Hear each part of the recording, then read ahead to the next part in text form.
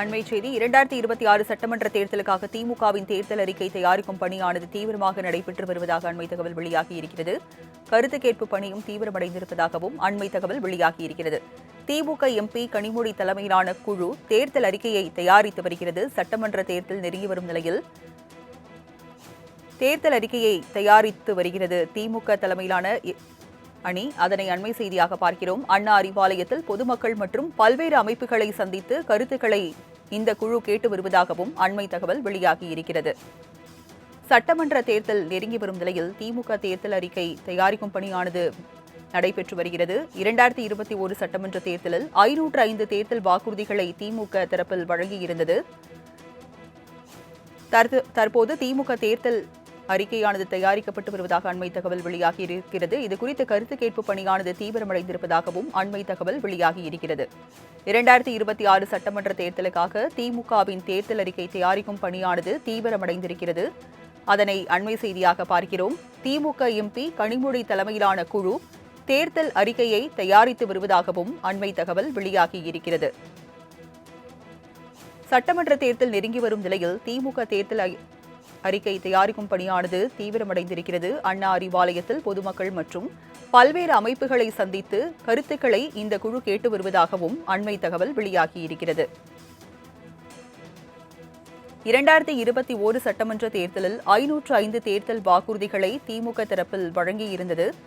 இந்நிலையில் சட்டமன்ற தேர்தல் நெருங்கி வரும் நிலையில் திமுக தேர்தல் அறிக்கை தயாரிக்கும் பணியானது தீவிரமடைந்திருக்கிறது. அதனை அண்மை செய்தியாக பார்த்துக் கொண்டிருக்கிறோம்.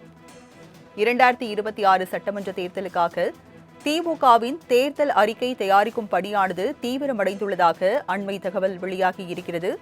மேலும் கருத்து கேட்பு பணியும் தீவிரமடைந்திருப்பதாகவும் தகவல் வெளியாகியிருக்கிறது.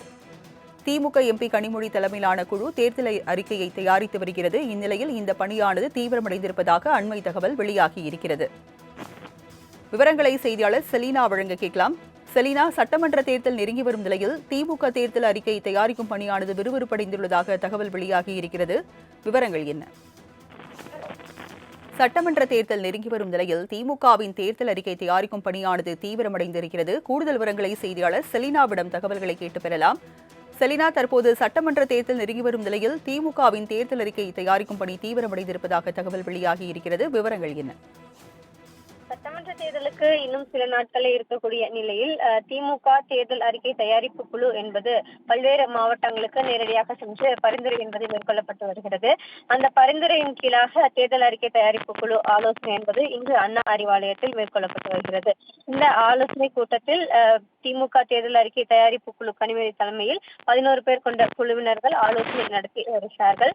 பல்வேறு மாவட்டங்களில் இருந்து பெறக்கூடிய அந்த பரிந்துரைகளில் என்னென்ன பரிந்துரைகள் முக்கியத்துவம் வாய்ந்ததாக இருக்கிறது என்பது தொடர்பாக ஆலோசனை மேற்கொள்ளப்பட்டு அதனை தேர்தல் அறிக்கையில் செய்வதற்கான வழிவகை செய்யும் வகையில் இந்த ஆலோசனை என்பது மேற்கொள்ளப்பட்டு வருகிறது. கூட்டத்தில் பேசிய கனிமொழி, திமுக தேர்தல் அறிக்கை தயாரிப்பு என்பது மக்களின் எண்ணங்களில் பிரதிபலிக்கும் என்று தெரிவித்திருக்கிறார்.